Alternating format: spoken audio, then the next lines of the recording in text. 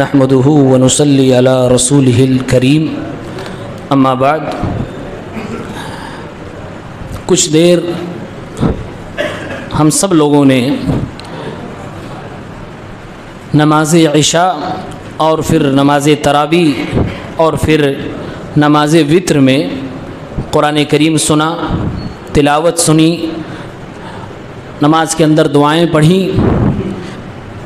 ہر آدمی اپنے آپ سے سوال کرے کہ اس کو بھاری پڑا یا یوں ہی لذت کے ساتھ مزہ آتا ہوا یہ وقت گزر گیا۔ قرآن کریم کی پہلے پارے میں اللہ تعالیٰ نے بتایا ہے وَاسْتَعِينُوا بِالصَّبْرِ وَالصَّلَاةِ، روزہ اور نماز اس کے ذریعے سے اللہ سے مدد طلب کرو۔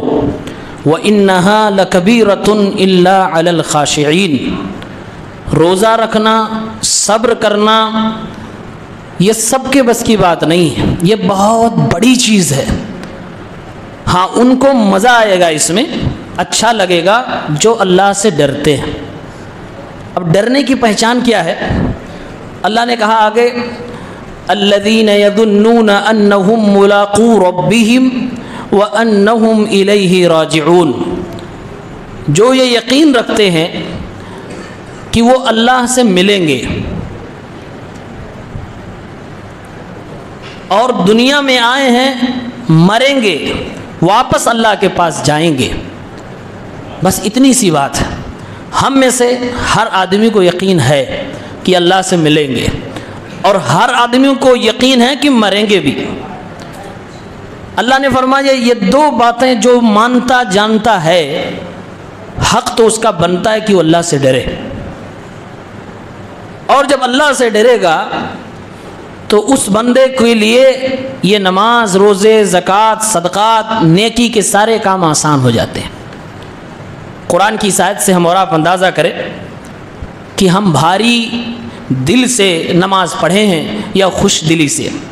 ایک صحابیہ ہیں حضرت حولہ بنت طویت رضی اللہ تعالی عنہ، ایک بار اللہ کے نبی صلی اللہ علیہ وسلم حضرت عائشہ رضی اللہ تعالی عنہ کے ساتھ بیٹھے تھے، اتنے میں یہ عورت سامنے سے گزر کے جاتی ہیں۔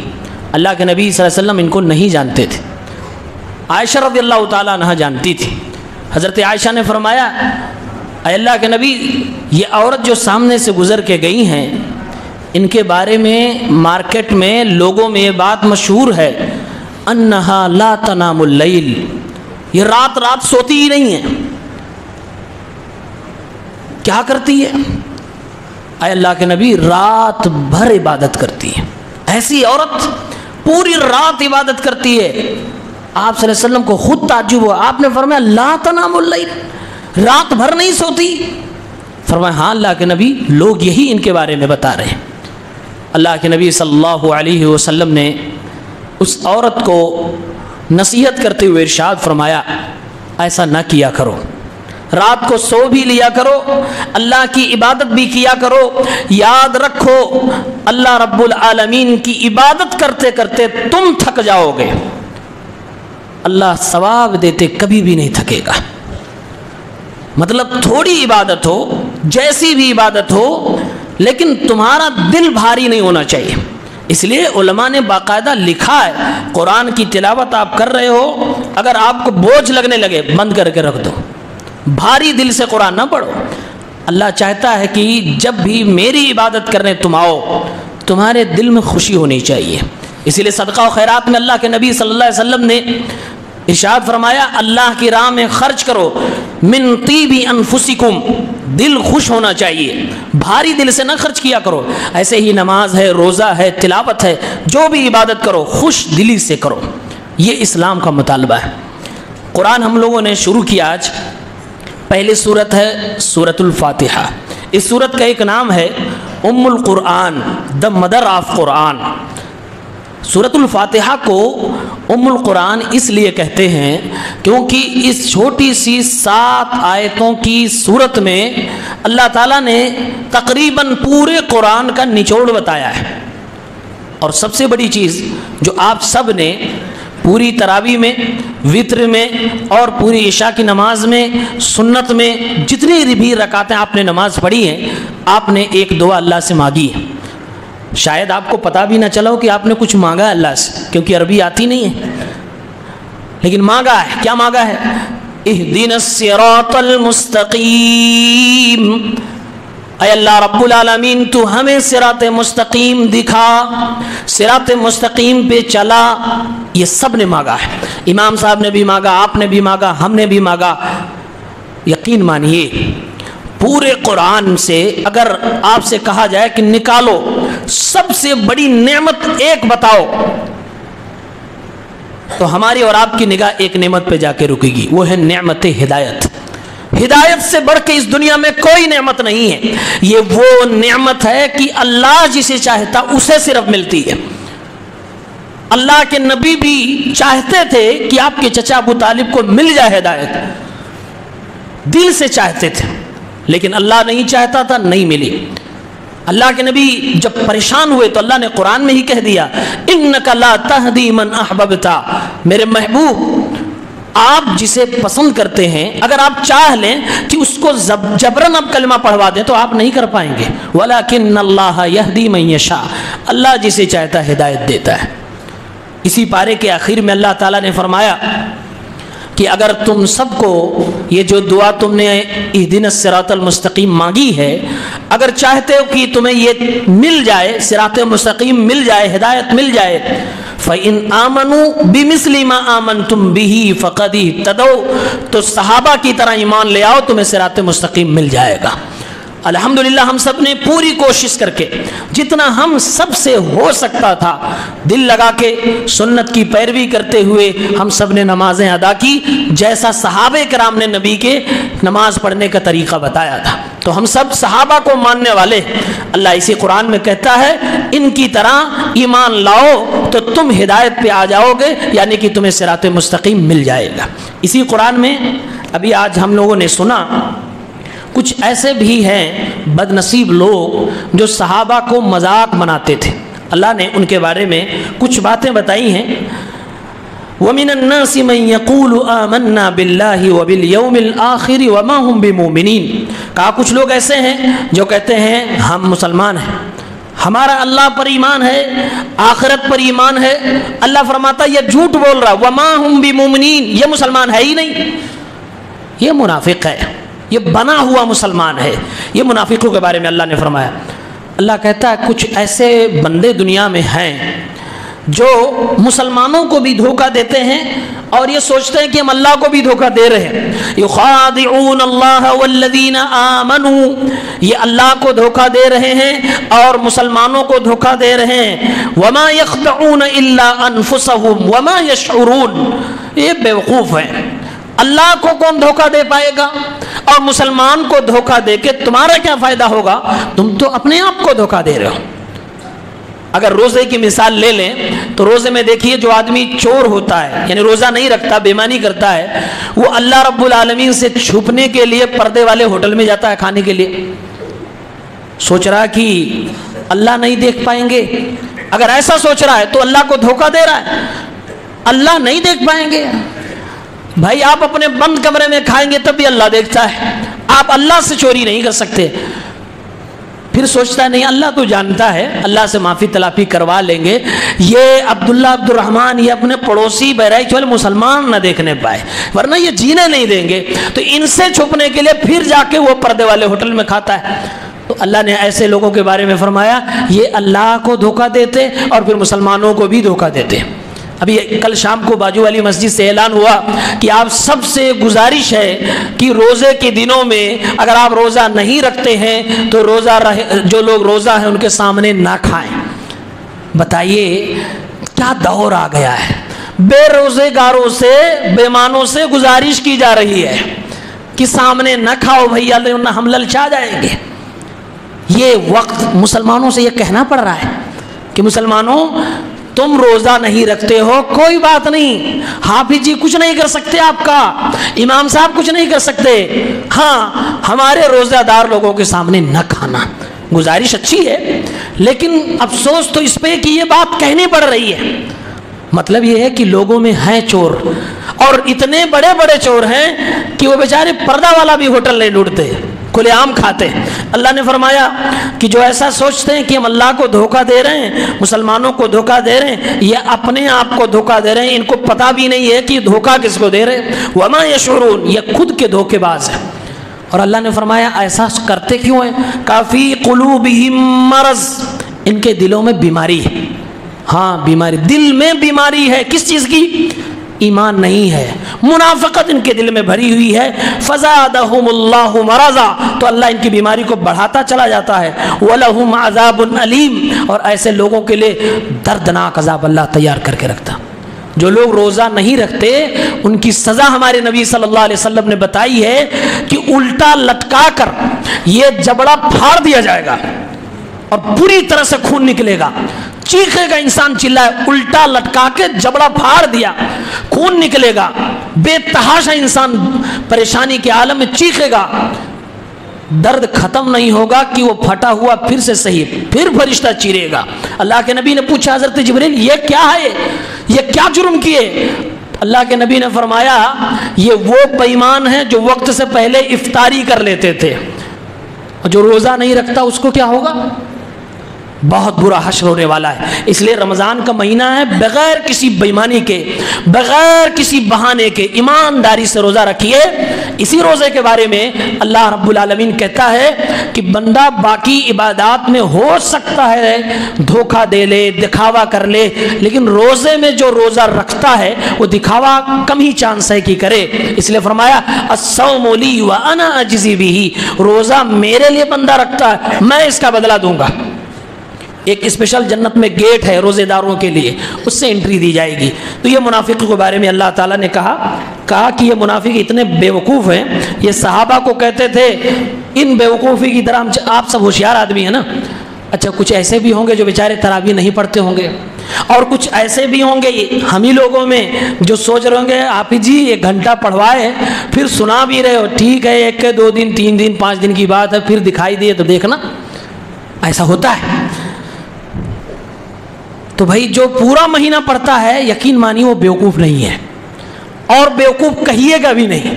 اللہ نے کہا کہ جب کافروں سے کہا جاتا ہے ایمان لے آؤ بلال کی طرح، ابو بکر کی طرح، صحابہ کی طرح، تو کہتے تھے انؤمن کما آمن السفہاء، ان بے وقوفوں کی طرح ہم نماز پڑھیں گے، ان بے وقوفوں کی طرح ہم روزہ رکھیں گے، ان بے وقوفوں کی طرح ہم ایمان لائیں گے، ہم سے یہ نہیں ہو پائے گا۔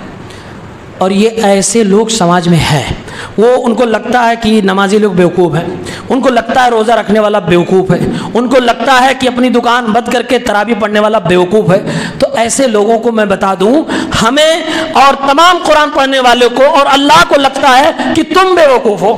اللہ نے کہا الا سنو، بیوقوف کون ہے؟ ہم السفہاء، یہ بیوقوف ہے جس کو یہ پتا نہیں کہ بڑی تجارت کیا ہے، جس کو یہ معلوم نہیں کہ کہاں کے لیے اعمال اکٹھے کرنے ہیں اور کہاں گھر بنانا ہے۔ بیوقوف تو وہ ہے، اصل تو جنت میں گھر بنانا ہے۔ تو اللہ نے فرمایا یہ بیوقوف ہے، پریشان مت ہو۔ اور اللہ نے کہا کچھ لوگ ایسے ہیں اولئک الذین اشتروا الضلالۃ بالہدی، جو ہدا بیچ دیتے ہیں، ایمان بیچ دیتے ہیں، اور خریدتے کیا ہیں؟ گمراہی۔ ایمان بیچ کر گمراہی خریدنا کبھی دیکھا مارکیٹ میں؟ ہاں اپنے مارکیٹ میں ہیں لوگ ایسے، جھوٹ بول کے کاروبار کر رہے ہو، ایمان بیچ کے آپ گمراہی خرید رہے ہو۔ ایمان بیچا، ادھر سے آپ نے جو مال کمایا حرام مال ہے، وہ حرام مال آپ کی گمراہی کا ذریعہ ہے۔ اللہ نے فرمایا یہ ایسے لوگ ہیں جو ایمان بیچ کے، جو ہدایت بیچ کر گمراہی خریدتے ہیں۔ فما ربحت تجارتہم، ان کو کبھی بھی ان کے تجارت میں نفع نہیں مل سکتا۔ اس کے لیے بھی ہم پریشان ہوتے ہیں نا کہ نفع کیوں نہیں مل رہا ہے، برکت کیوں نہیں۔ اللہ نے فرمایا فما ربحت تجارتہم، ان کی تجارت کبھی بھی نفع بخش نہیں ہو سکتی۔ وما کانوا مہتدین، اور ایمان ہدایت بیچا تو ہدایت تو کبھی ملے گی نہیں اس کو۔ اس لیے رمضان کا مہینہ ہے، عبادت کے ٹائم عبادت، تجارت کے ٹائم تجارت، روزہ اپنی جگہ پہ، کاروبار اپنی جگہ پہ، دونوں کو لے کر چلنے کی ضرورت ہے۔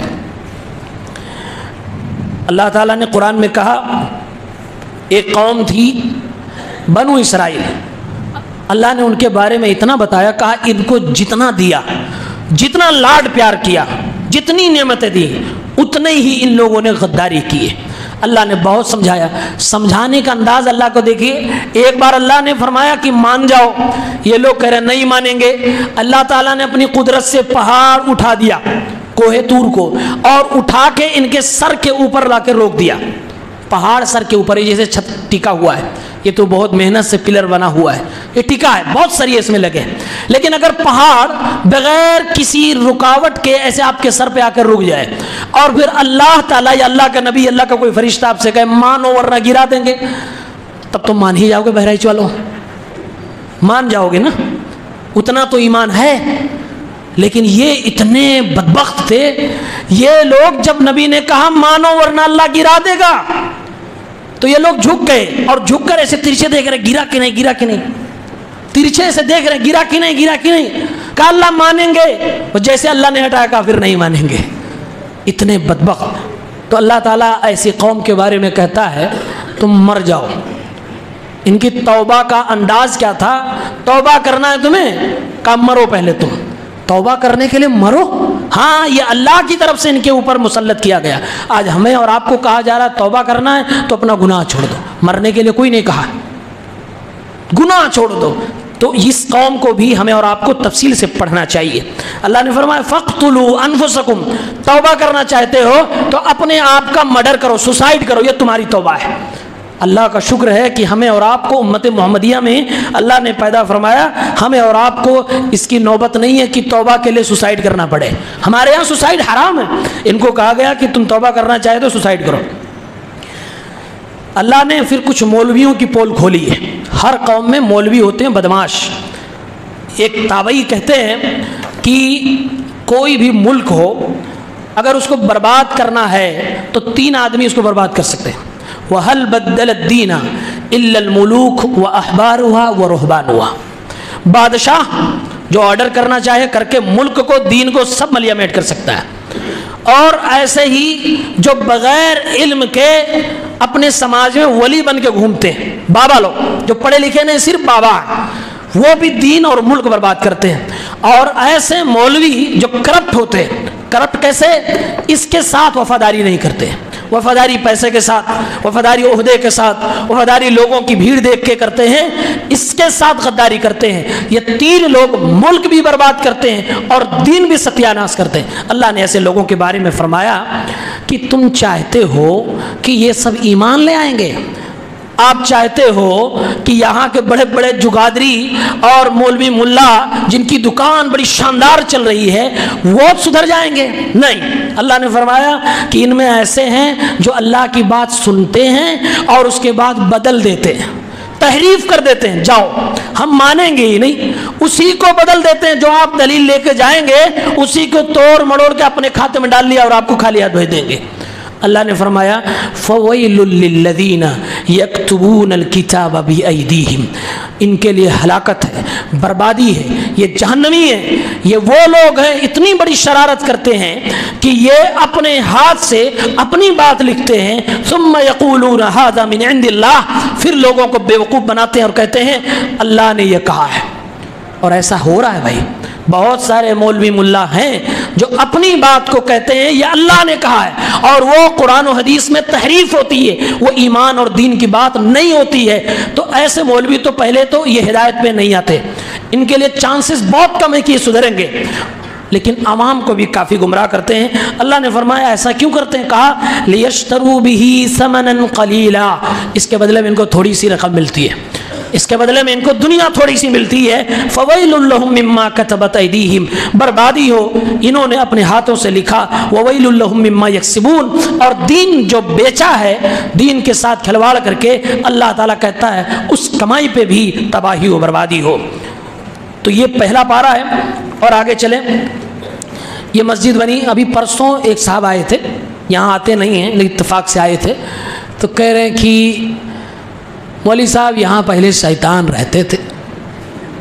ہاں میں بہت دنوں سے سن رہا ہوں، ویسے الحمدللہ 3 سال ہو گئے مجھے رہتے ہوئے۔ شیطان ہوتے ہیں بھائی، لیکن مجھے نہیں نظر آئے اور نہ مجھے دکھائی دیے نہ پریشان کیے۔ ایسا تو ہے نہیں کہ شیطان میرا دوست ہے، سب سے بڑا ہو سکتا ہے اس کا دشمن میں ہی ہوں، اس لیے کہ میں آپ سب کو قرآن کھول کے بتا رہا ہوں، پڑھا رہا ہوں، سکھا رہا ہوں۔ کہا کہ یہاں شیطان رہا کرتے تھے، تو کہا جو لوگ رہتے تھے ان کے گھر میں کچھ نہ کچھ تباہی ہوتی تھی، تو گھر چھوڑ دیے، ہم ہی لوگوں نے چھڑوا دیا، ہٹوا دیا، یہ کروا دیا۔ اور ہاں سنیے میرے بھائی، اسی پہ ایک بات بتاؤں، کوئی بھی مسلمان بھوت پریت شیطان کے ڈر سے کبھی گھر نہ چھوڑنا، ورنہ یہ شرک مانا جائے گا۔ اللہ فرماتا ہے وَلَا تَخَافُوهُمْ وَخَافُونِي، ان سے نہ ڈرو، ڈرو مجھ سے۔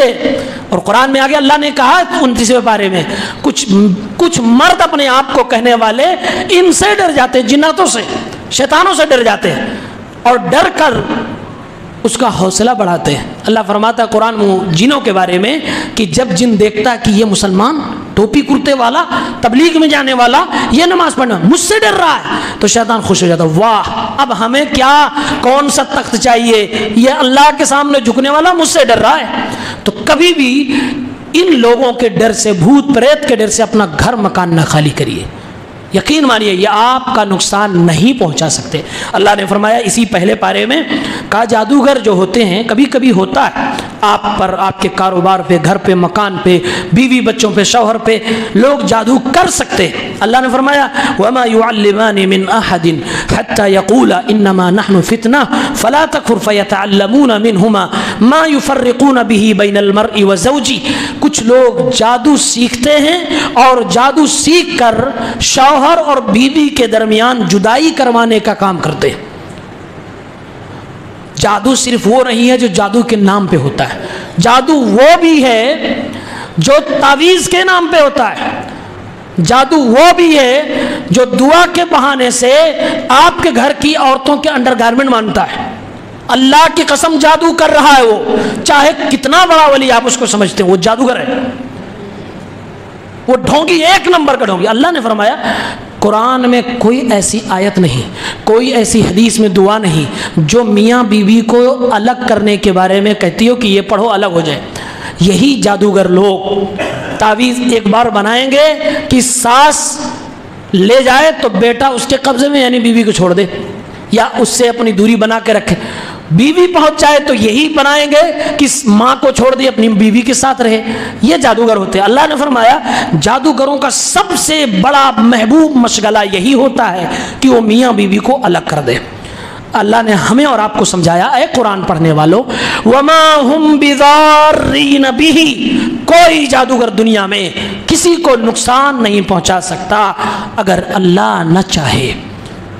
یعنی اگر جادو اثر بھی کرتا ہے، نقصان ہوتا بھی ہے، آپ کا کاروبار ٹھپ بھی ہوتا ہے، آپ کو بیماریاں بھی ہو رہی ہیں، پریشان بھی شیطان کر رہا ہے، تو یہ جادو کا اثر ممکن ہے، لیکن یہ جادوگر کی ہمت نہیں ہے کہ کر لے، یہ اللہ چاہتا ہے تب ہو جاتا ہے۔ کیوں چاہتا ہے؟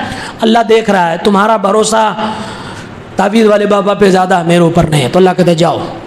اسی لیے اللہ کے نبی نے فرمایا من تعلق تمیمتن فقد اشرک ومن علق وداعتن فلا ودع اللہ ومن تعلق تمیمتن فلا اتم اللہ لہ۔ تعویذ کے بارے میں اللہ کے نبی صلی اللہ علیہ وسلم نے فرمایا کہ جب بھروسہ آپ کا بابا پہ تعویذ پہ ہو جائے گا تو اللہ فرماتا جاؤ وہی ٹھیک کرے گا، وہی تمہیں بچائے گا، اب میں تم سے بری ہوں۔ یعنی اللہ ہمیں اور آپ کو بے سہارا چھوڑ دیتا ہے۔ اس لیے میرے بھائیوں ہمیں ان جادوگروں سے بھی بچنا چاہیے۔ اللہ نے فرمایا جادوگر اتنے بیوقوف ہیں، یہ ایسی چیز سیکھتے ہیں جس سے ان کا خود کا نقصان ہوتا ہے، یعنی وہ خود اپنا ایمان بیچتے ہیں۔ اور کوئی بھی دنیا کا جادوگر جب تک اپنا ایمان نہیں بیچے گا، شرک نہیں کرے گا، وہ جادوگر نہیں بن سکتا ہے۔ اس کو جادوگری کرنے کے لیے شرک کرنا ضروری ہے۔ ایک آخری بات اللہ نے فرمایا یہودی اور نصرانی کہتے ہیں لَن يَدْخُلَ الْجَنَّةَ إِلَّا مَنْ كَانَ هُودًا أَوْ نَصَارَىٰ، جنت میں وہی جائے گا جو یہودی ہو یا پھر کرسچن ہو۔ آج دنیا میں بھی لوگ کہتے ہیں حق پہ وہی ہے جو ڈی گروپ سے ہے یا بی گروپ سے ہے، اور کچھ کہتے ہیں وہ شیعہ ہو۔ اللہ نے فرمایا کہ یہ ان کا دعویٰ ہے، جنت کے ٹھیکیدار تو یہ نہیں۔ اللہ نے ان کو جواب دیتے ہوئے فرمایا تلک امانیہم، کتنے بیوقوف ہیں، یہ ان کی اپنی خواہشات ہیں، یہ ان کے اپنے منہ کی باتیں، بولنے دو۔ اور جب تم سے کہیں تو کہو ہاتو برہانکم ان کنتم صادقین، دلیل دو، تم اگر کہہ رہے ہو کہ تم یہ ہو اور اس پہ آنے سے تمہیں جنت ملے گی، تو اللہ نے فرمایا کہ تم ان سے دلیل مانگو۔ اس لیے ہم اور آپ ہر کسی سے دلیل مانگیں۔ میں جبہ اتنا بڑا پہنا، اگر 2-4 انچ اور بڑھا لوں تو میرے جبے سے کبھی آپ مروب نہ ہو۔ کبھی یہ نہ سوچے کہ جبہ بڑا تو علم زیادہ ہوگا، ٹوپی بڑی ہے تو علم زیادہ ہوگا، عمر زیادہ ہے تو علم زیادہ نہیں۔ دین کی دنیا میں بڑا وہ ہے جس کا علم بڑا ہے، چاہے وہ بوڑھا ہو جائے، اگر علم اس کے پاس نہیں ہے تو اللہ کے نبی فرماتے ہیں وہ قوم کا چھٹ بھیا ہے، چھٹ بھیا سے علم نہ سیکھو، وہ جاہل ہے، جاہلیت کی طرف لے جائے گا۔ دین میں بڑا وہ ہے جو علم میں بڑا ہے، دینی اور علمی اعتبار سے۔ تو اللہ نے فرمایا یہ ان کی خیالات ہیں، کہنے دو ان کو، جنت ان کی جاگیر نہیں۔ جنت میں جانا ہے تو کیا کرنا ہے؟ اللہ نے فرمایا بلا، ہاں جنت جانا ہے۔ سنو، من اسلم وجہہ للہ، جس نے اپنا چہرہ، اپنی گردن، اپنا سر، اپنے آپ کو، اپنے وجود کو اللہ کے سامنے سرنڈر کر دیا، اپنے آپ کو اللہ کے سامنے سرنڈر کر دیا، وَهُوَ مُحْسِنٌ، اور دل سے سرنڈر کیا ہے۔ نماز پڑھنے آیا، دل سے پڑھنے آیا ہے، روزہ رکھ رہا، دل سے رکھ رہا ہے، زکوٰۃ صدقہ نکال رہا، دل سے نکال رہا ہے، فَلَهُ أَجْرُهُ عِنْدَ رَبِّهِ، تو اس کو میں اجر دوں گا، میرے پاس اس کا اجر خزانے کے طور پہ جمع ہو رہا ہے۔ وَلَا خَوْفٌ عَلَيْهِمْ، اس کو ڈرنے کی ضرورت نہیں ہے، وَلَا هُمْ يَحْزَنُونَ، ٹینشن بھی لینے کی ضرورت نہیں ہے۔ اللہ نے فرمایا جنت اس کو ملے گی۔ کیا کرنا ہے؟ اپنے آپ کو اللہ کے سامنے سرنڈر کرنا۔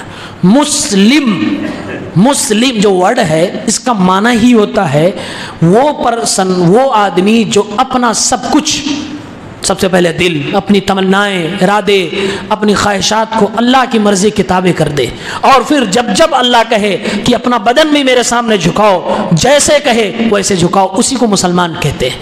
اور جو شخص یہ نہیں کر پاتا ہے وہ اللہ کی نگاہ میں تکبر والا، گھمنڈ والا، کافر ہوا کرتا ہے۔ اس لیے ہمیں اور آپ کو اللہ کے سامنے خود کو سرنڈر کرنے والا بندہ بننا چاہیے۔ یہ پہلے پارے سے کچھ منتخب باتیں آپ کے سامنے تھیں۔ اللہ تعالیٰ سے دعا ہے اللہ تعالیٰ ہم سب کو عمل کرنے کی توفیق دے۔ جو کچھ پڑھا، دعا کی اور سیکھا، سنا ہے، اللہ اپنی بارگاہ میں قبول فرمائے، آمین۔ السلام علیکم۔